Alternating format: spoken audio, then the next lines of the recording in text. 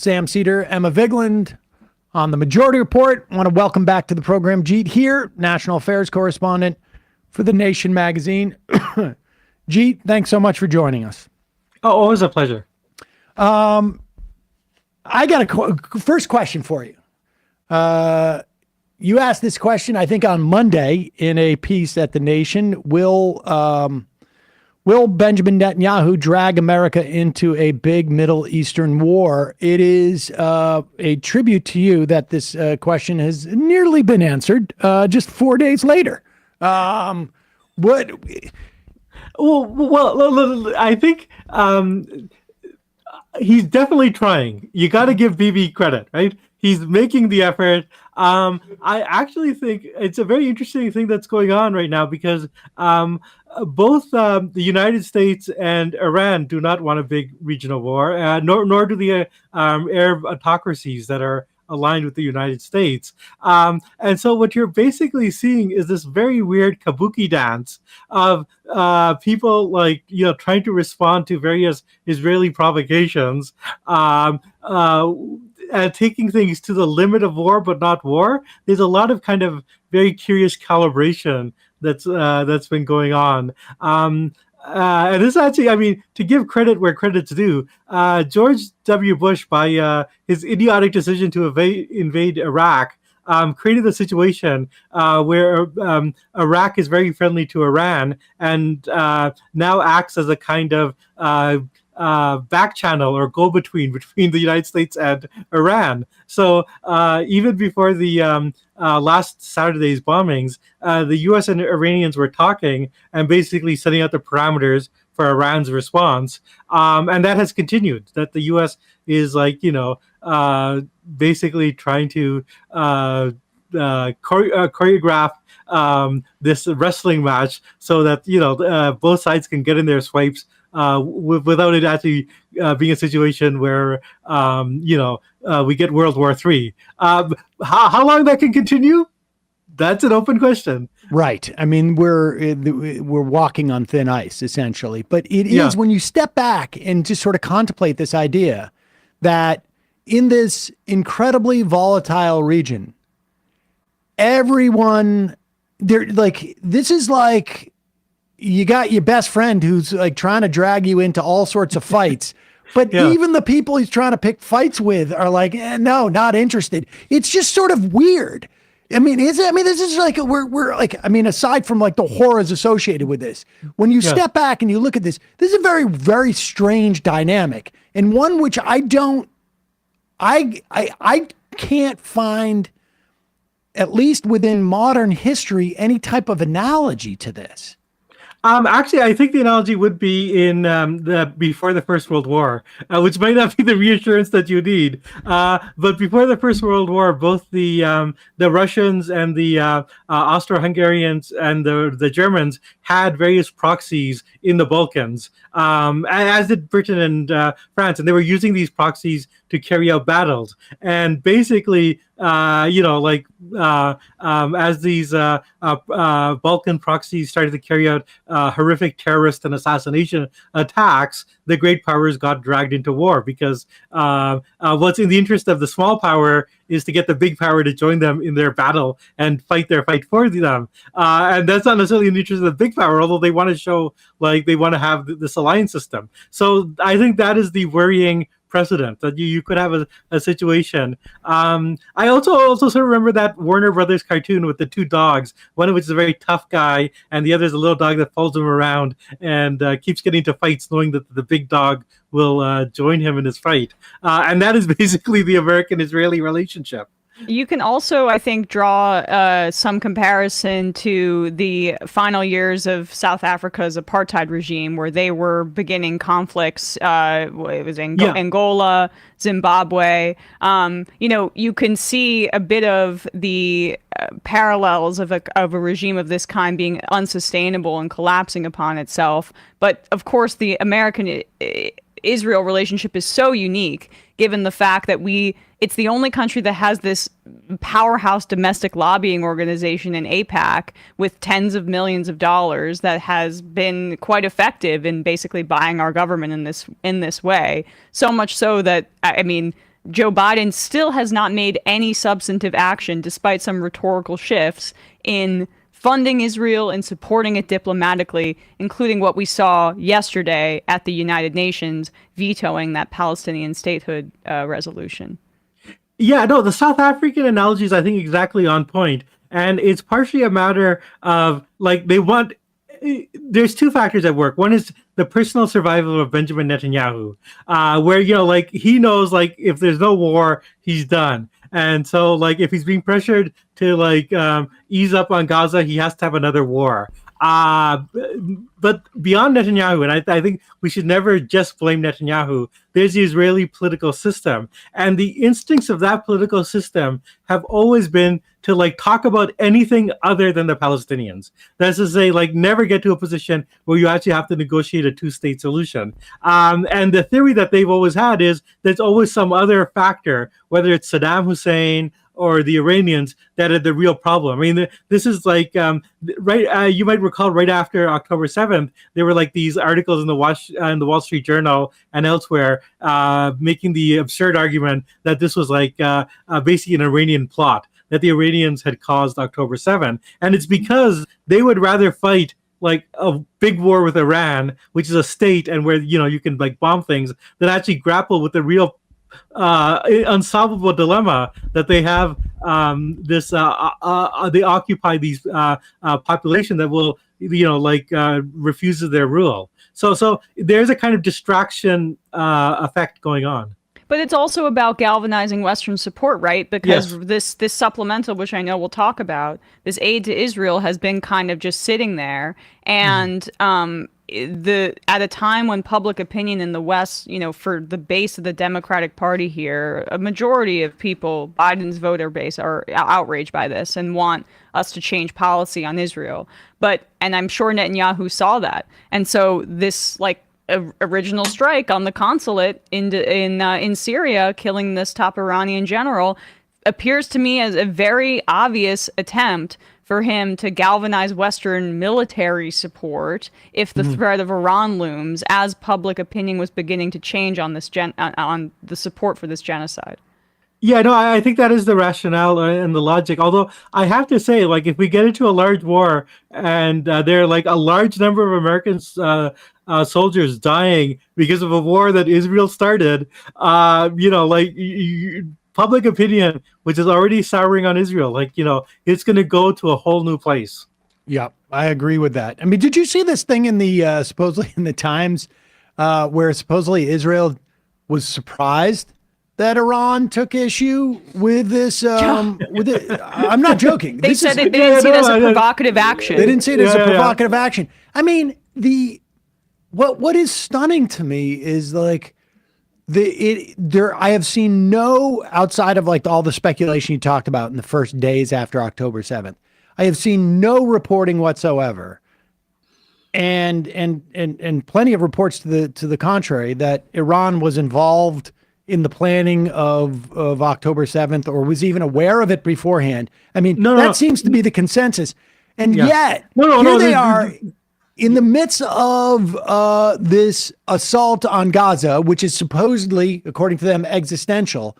They're just, like, side bombing, Syria and Iran. Like, we didn't even think that anybody would even notice. Like, what? Yeah. Who is this for?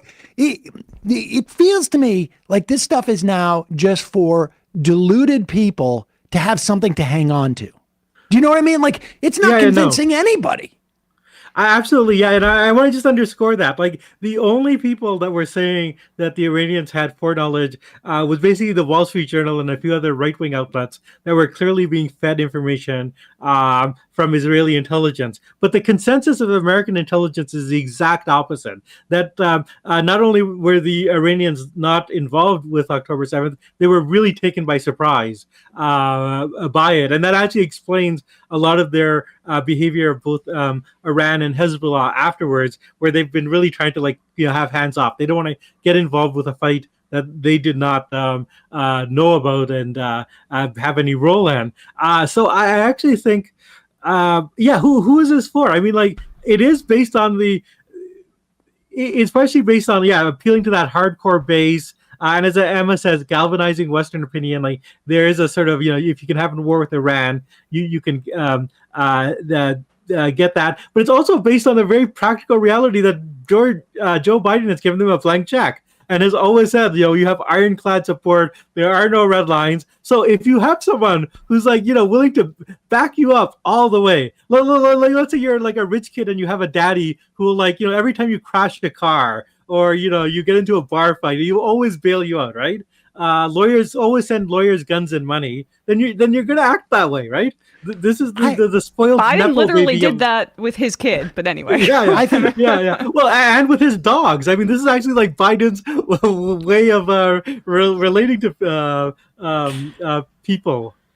The irony is that I feel like I think Netanyahu knows that he needs to have these ongoing dramas to maintain his position, to not get booted out of office, I think, on some level. Like, there has to be some measure of drama. I also can't help. I mean, I think that there is, and while I agree with you, Netanyahu is more symptomatic of a problem that exists in the Israeli body politic, as opposed to being sort of some outlier. I don't think he is at all.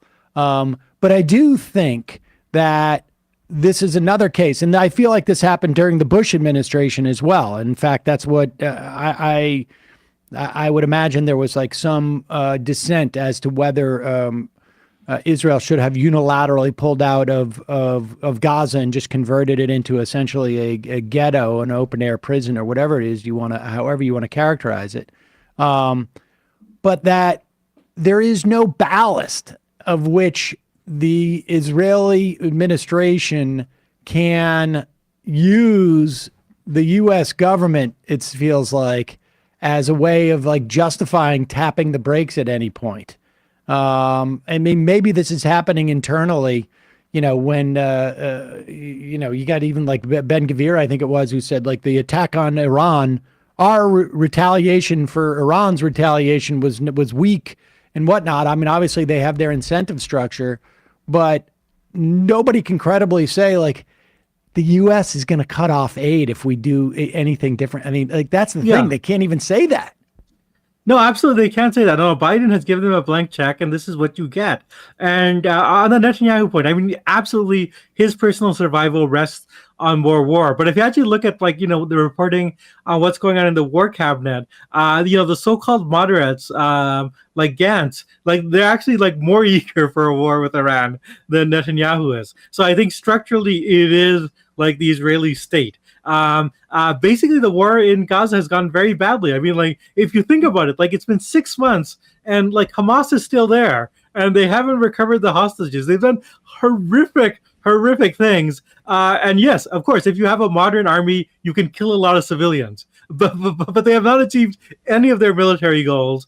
And nor can they. I mean, they have no real like logical military goals there. So they need another avenue for showing military prowess. And Joe Biden has, like he said, here are the car keys, go wreck another car. Exactly. What do you make of the vetoing of the UN resolution for full membership for Palestine? The U.S. excuse on this was like, well, we do support a Palestinian state, but we think it should be negotiated between the parties, which essentially means they shouldn't be able to have one unless Israel gives them permission to, which, as far as I can tell, there were really no multi-party negotiations, or let's put it this way, not everybody was at the table when Israel itself got its mandate from the UN. Yeah, no, absolutely. I mean, like, there's a couple of things. One is I want to, it's a little bit interesting that before the vote, the U.S. was like going to like all the countries on the council and saying like, look, let's not bring this up. Can you do us a favor? And it's because they didn't want to have the vote and they didn't want to come out to be seen as against a Palestinian state. And I think that really shows the kind of game that's played here, which is that the idea of a two-state solution, a Palestinian state, is basically used as a rhetorical lip service. Like, it's something you pay tribute to, but you never actually act on, and you never actually do. And I think it's actually interesting that the countries that they were going to trying to say, like, let's not bring this to a vote, they didn't listen to the United States. The U.S. has almost zero credibility on the international stage on this, not just like in the global South, but like among traditional allies in Europe and Asia. Yeah, that I think is really the telling thing. This is, if you wanted to take a temperature and see where the rest of the world is relative to their listening to the U.S., 2 abstentions is the best that the U.S. could do. And I think that is UK and Switzerland. Very telling, frankly. That's right. Yeah, that's right. And I mean, of course, the UK are the lapdogs of America, so that's not surprising. But this is really an example of American exceptionalism, and it goes back to like Emma's point about the immense power of the Israeli lobby, and the fact that the U.S. has carved out a very special position for Israel, which they give to no other country, and the fact that even among that, American exceptionalism, Joe Biden is an outlier to even that. Like, he does not even have the self-respect of a Bush Senior or a Clinton or an Obama or a Reagan, who all at particular points said to Israel, enough is enough. Like, Joe Biden does not have that in him. And that's what makes this a very scary moment. Yeah. Let's talk a little bit about the sort of, I guess, the some of the politics around this. Like, it seems now that the majority of Democrats, and a significant majority, are against, this unconditional support to Israel. And they're, prior to this exchange with Iran, it seemed like there was at least some building momentum to condition aid. We'll talk a little bit about the supplemental that's winding its way through, but I was really struck by the protest that we saw, I guess it was yesterday, at Columbia University. Mm-hmm. Because it does remind me, we've mentioned, South Africa. It reminds me of when I was in college, when we were having this big fight to divest from South Africa. And Ronald Reagan was like, constructive engagement, sort of made up a term for this. But there were there were a lot of students on that campus, and they brought in a bunch of cops to arrest them. Apparently, I've learned from Twitter that Columbia is very, very particular about their lawns in their quad there, apparently. And their gate situation, which they closed because of all these outside agitators, But these were very peaceful protests. I mean, that's the thing that really struck me. They're bringing in hundreds of cops to arrest just a Thursday afternoon sitting on the quad protest. It was pretty crazy. Well, I mean, the most remarkable thing is, the administration that called it in, and the NYPD in their statement said, well, these were peaceful protesters, and we didn't actually see anything, that was going on here, but we were called in, right? So the administration of Columbia University is officially like more like let's crack heads than the NYPD. And I just to be clear with people, this is how they did it. They basically revoked the rights of students to hang out on the quad, essentially, on this day. So it was trespassing that they were arrested for. And that's some... It's an amazing thing. It's an amazing thing. And particularly since, we have a long history of this going back to the Vietnam War and the South African protests, where, it's actually a very bad thing for a university president to call in the cops on protesters. That's a good way to lose your legitimacy with faculty and with students. But I mean, university presidents are facing pressure from another end. One is political. They're being dragged before Congress in these kind of show trials, to say, what are you doing to fight anti-Semitism? But also from the donor class. And I saw a really interesting analysis of this, which is that the universities are being hit on two pressure points. One is from the donor class, which includes a lot of people that are, either pro-Israel or just pro-status quo. They don't like protest. They don't like disruption. And then they have the students, which are politically very different and increasingly, like international. This is one way American universities continue to go. They get students from all over the world, and therefore are far more progressive on this than the donors. But the university needs both for income, right? They need the student tuition and they need the donors to give grants and alumni funding. Basically, it's like which side are you on question, and a lot of university administrations are, well, the donors they write the big checks, right. That is the side that they're on, and I think that's a pretty grave mistake.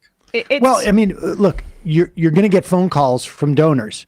You're not getting calls from prospective students, but right? They don't know who they are yet. They're also not listening to the teachers on their campuses, right? Yeah. That's the other thing, where the administrators are basically, as you're saying, Jeet, responsive to the donor class and the big money donors, specifically at these elite universities. And you have the professors who are engaging with these topics and want to preserve free expression on campuses, the exact place where you should be having these discussions. This is what liberal education is ostensibly supposed to be for, and the administrators are actively and including the Columbia president, who went in front of Congress and did not provide really any defense for her student body or the academic freedom at the institution. And who actually criticized professors at her own university, right. Slandered, professors there, which is a really shocking thing.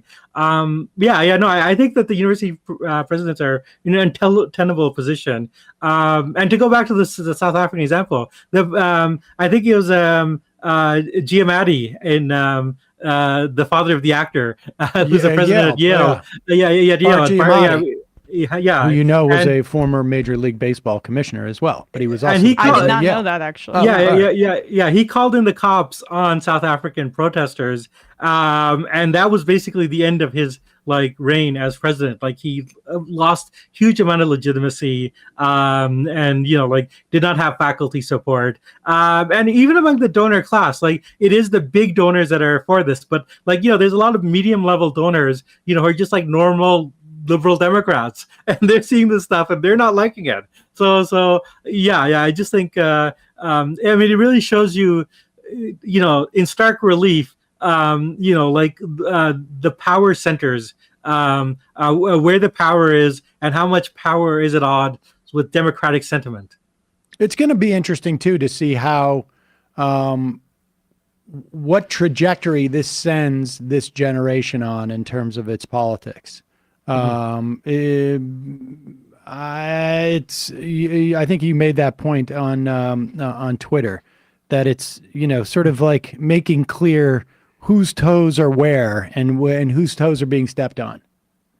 Yeah, no. I mean, it's something I think about a lot. I mean, we obviously have the example of the '60s.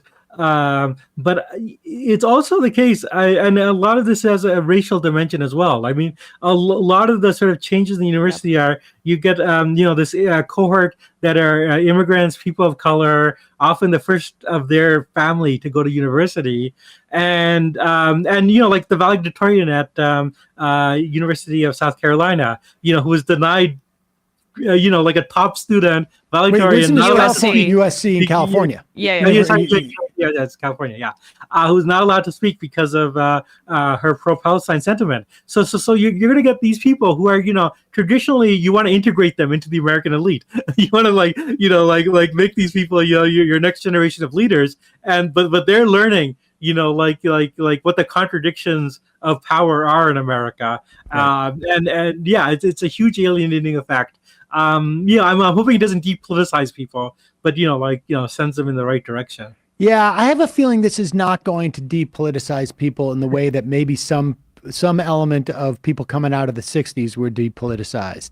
Yeah. I mean, it's not as broad based as what was going on with that generation. There was a lot more. There was a lot of different factors, I think, involved in that aren't here in the same way. And frankly, I think ultimately, you know, the odd thing is that there is pretty, to the extent that there's a silent majority, they are probably in agreement with those protesters. Oddly enough, they may not be as motivated, and they may not, you know, it may not be as high on their agenda. But if they were forced to decide, I think it's pretty close.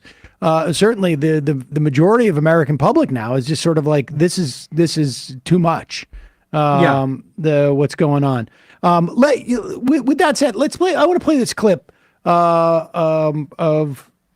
AOC. Mehdi Hassan asked this question. I thought this was, you know, this is not terribly different than I think that we have been talking about this, because it's sickening to watch what's happening in terms of our support for this, and to watch footage. There was a clip from CNN that I don't know if we could even get through, frankly, but which was that Christian Amanpour played, of a report of the latest attack on a refugee camp in Gaza, which is essentially a refugee camp within the context of a broader refugee camp almost at this point, where half a dozen kids playing foosball were struck by a drone strike. I mean, it's just horrible, and good for CNN for actually like introducing these images. But it's very difficult to justify easily how you can go and vote for Joe Biden, knowing that he is so married to this policy of supporting whatever Israel does. Here is Mehdi Hassan asking AOC essentially that question at Zeteo. That's Mehdi Hassan's new media company, one of their launch events. What do you say to a young progressive or an Arab American who says to you, I just can't vote for Biden again after what he's enabled in Gaza? What do you say to them?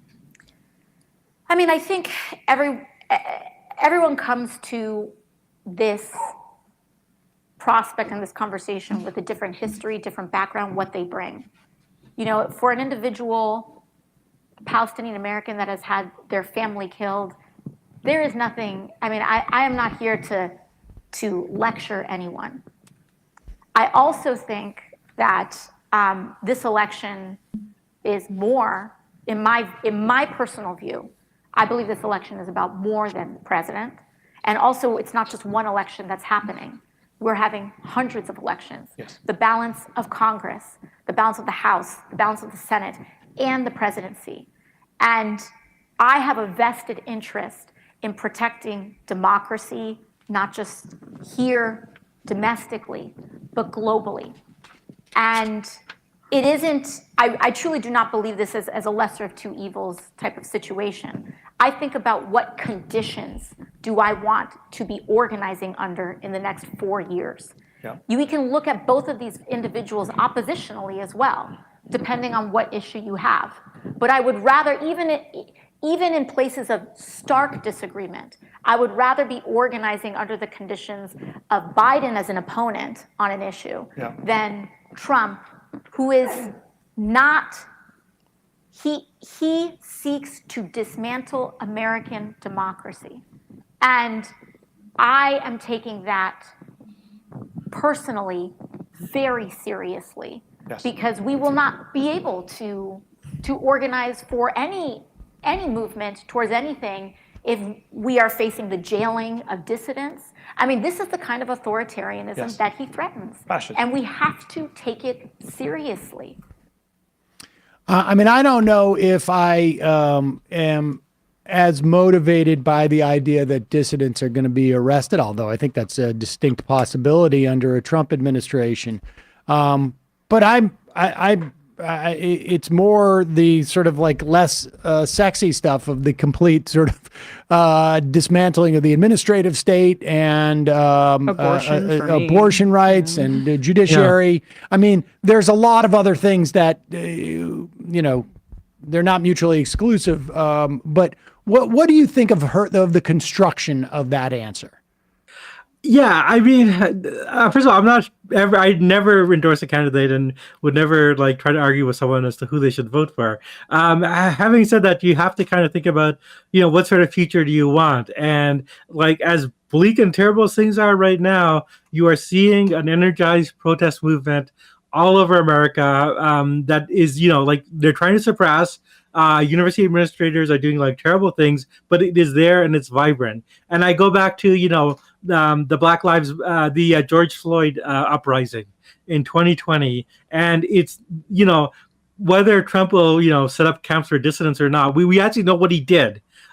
Which is like he cheered on cops, and especially like there was this murder of an activist in Portland that I often think about, which like Trump himself referenced, which seems like a straight out case of judicial murder, and I think that if Trump is reelected, that's what we're going to see. We're going to see the protesters are going to face, not just like people who call in the cops to jail people, but like like a real unleashing of police that feel resentful for all their constraints, and like just letting loose on things, along with what you mentioned with the administrative state, and that's going to be used all along the lines for any protest movements, including as Emma mentioned with abortion. Like you're gonna like the amount of state repressive power that can be brought to enforce these anti-abortion laws in the red states, and moving beyond the red states, because it's not going to stop there. I think that's a really serious consideration. Having said that, as I said, I don't endorse anyone, but I think if you're involved with any sort of left progressive politics, you have to think about the conditions of organizing. So I agree with what she said. I think that is a very smart point. Yeah, I thought that was well constructed. And let's talk a little bit, since we're going back on the week and we got just a little more time left. I guess it was a week ago now. When the Arizona Supreme Court came down and said that this law that was originally from 1864, which outlawed abortion, and at the time, both had criminal penalties, not just for the doctors, but also the would-be mothers. And in 2021, that law was amended to get rid of the criminal punishments for the mothers. I mean, so I without having, read the briefs and stuff like that, I think like the Arizona case seems to make sense. I mean, they clearly, the Arizona legislature clearly was aware this was on the books. They clearly had the opportunity to repeal the whole law. They clearly chose to just refine it, essentially. And so here they've caught the car and they're running away from it. It really is fascinating to watch Kerry Lake, Donald Trump, I don't know, Charlie Kirk, the other pillars of intellectual thought on the Republican side, all basically say, hey, this is a timing problem. That's right. No, they are trying to. No, I mean, there's been a lot of good reporting on all the Republicans who used to be like, basically like I want to ban all abortions, and now they're like, abortion, that's not our priority. But having said, I mean, I think the real political problem they're going to face is that they needed those anti-abortion votes, like that minority of Americans who. For whom this is like a passionate issue. They're always a small number of people, but they came out to elections, and they came out to like elections, in a country where like, during midterms, nobody votes, right? And that is the base of the Republican Party. They have a lot of power. And I don't think that those people who fought for like 50 years to get rid of Roe v. Wade are suddenly going to say, oh, by getting rid of Roe v. Wade, we just wanted like to have the states enact laws to protect reproductive freedom. That's not what they wanted. That's not what they're going to settle for. So I actually think like this is like a huge problem for the Republicans. They can either alienate the majority of the country that is like not just solidly pro-choice, but becoming more and more pro-choice. Like, I think abortions for all could be a winning slogan, like by 2028. Or alienate the hardcore minority that is the base of their party. Here are two clips that I think illustrate that. This is the first one. This is Republicans in the Arizona legislature, right? This is after we've heard every Republican that we could hear from that we don't agree with the Supreme Court ruling in Arizona. The same Republicans that were speaking in tongues, praying in the Arizona legislature before this decision was handed down for this very, very godly action. And here are those same Republicans who control the Arizona legislature cheering, clapping, and celebrating with anti-abortion activists in the gallery after blocking Democrats' attempts to repeal that 1864 ban. He just quote tweets a bunch of stuff and just goes immigrants, Iran. Another one, the representative. What's that doing? So they're looking up at the gallery there. Yeah, they're all applauding each other. We did it. We did it for you guys. We know who we're working for. They weren't looking at the Lord, incidentally, I should just say. They were actually looking at the... Well, the Lord is within them. The Lord's within them. And then I want you to compare that to this. This is Jake Tapper talking to Speaker Johnson, who apparently forgot that he was for a total federal abortion ban, I don't know, literally months ago. Let me just ask one quick question about policy. If Donald Trump does win, and if the Republicans keep the majority, will you bring the national abortion ban up for a vote? I don't even know what you're talking about, national abortion ban. No. Listen, President Trump has said this very well. Look, I'm pro-life personally, but I have 434 colleagues. You have to build a political consensus after cultural consensus. Breitbart famously observed that politics is downstream from culture, and there is no consensus at the moment on what to do at the federal level. So that's not on the legislative agenda. That's not something that's being planned. I think President Trump's spoken very clearly about that. Our individual views are individual views, but we have a lot of work to build a cultural life, to go out as a party, because we believe in that, to speak to that issue and to support families and young mothers who are in unplanned pregnancy situations, and to support those who are in need. That's a role that, by the way, is cross-cultural. I mean, we need to do that through the churches, through our communities, at the state level, the local level. All of us have a role to play, and I think that's the important thing that we'll focus on in the days ahead. You said you didn't know what I meant by a national abortion ban. I meant the Life Begins at Conception Act, which you are a co-sponsor of. But let's move on, because I just have this last question. I know. I mean, I personally, I would have liked Jake Tapper to make a little bit more of that. But I also find it disturbing that Mike Johnson is dropping Andrew Breitbart's name in the same way that you might like Mill or Rousseau in an argument. De Tocqueville. I believe the original quote was, cocaine is downstream from heart problems. But it got translated as cocaine would be upstream from heart problems. But go ahead. Okay. Yeah. But that is the more accurate translation of what Saint Breitbart said. In any case, I don't know. I mean, the thing is, I don't know. I mean, this is the one thing that gives me hope for the Democrats, because it is so bad for Republicans, and it's bad on a number of fronts, which is that if this is their new position, they're going to both alienate their hardcore supporters, but who's going to believe that like Mike Johnson doesn't care about abortion? I mean, Trump, maybe in 2016 he got away with it because obviously this is a guy who's paid for many abortions, and people thought, okay, he's going to be good. But Trump in 2024, after he created the Supreme Court that overturned Roe v. Wade, so you're not going to be able to win over all the moderates that are mad at you, and you're going to make the people that support you mad. I think it's a real crunch for them.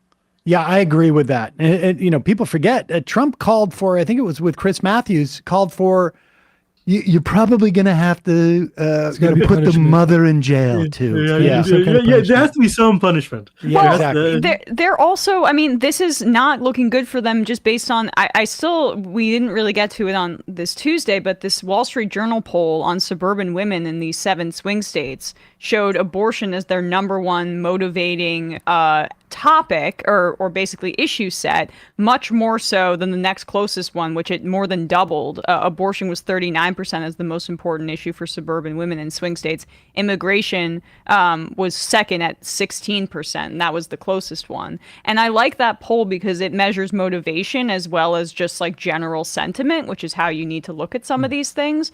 So they're concerned about it. And to your guys' point on this, women now know they're lying. Like, we now know that they are lying about their intentions. We know it. They said that it was a states' rights issue. Now these federal ones are being floated, whether it be Lindsey Graham's bill or whether it be what Mike Johnson supports. So, like, I don't know what they can do to put the toothpaste back in the tube here, because now I think generally women in this country and people that can get pregnant have an understanding that they're dishonest fundamentally on their intentions on this issue. Yeah, no, absolutely. I mean, it just, I don't think there's any possible way they can go back. I don't think this is going to work. And I think, if the Democrats had someone other than Joe Biden, they might be able to speak more forthrightly and really use this as a wedge issue. But, here's hoping maybe Kamala Harris and Gretchen Mayer, and, like the other Gretchen Whitmer and others, like really bring this to the focus, because that's basically what you need. You just need the Democrats to keep hammering away at this. This is the this is the Achilles heel. This is how you bring them down. All right. Lastly, let's just touch on this briefly. Over under Mike Johnson, speaker. What do you think his chances of surviving are? Now, this is really, I should just say, a side story to like whether the supplemental passes and also what's happening with FISA. I mean, these are two big questions that we'll have a better sense of by the time we get to Monday. But Democrats are going to protect Johnson, but how long are they going to protect him for? I don't know. I mean, I think that in some ways they're getting some of what they wanted, so it is in their interest. But I think like closer to the election, like letting the chaos monkeys loose and letting the public see them. I mean, to me, that would be the smart play, because it's only so keep much Johnson around until like August, September, when they come back from recess, and just be like, now you're on your own. That's right. Yeah. I think that. I mean, to me, who knows what their strategizing is, but I do think like an election where it's more than just about Trump and Biden, and where you see the real, demonic, nihilistic chaos monkeys let loose. That makes the odds a little bit better. Well, Jeet Heer, always a pleasure to talk to you, national affairs correspondent from The Nation magazine. We're going to link to your most recent piece, and hopefully the answer to the question, will Benjamin Netanyahu drag America into a big Middle Eastern war, is the answer is no, but we'll see. Yeah, we will see. We will see. Jeet, always a pleasure. Thanks so much. Yeah, no, great to be on. Thanks, Jeet.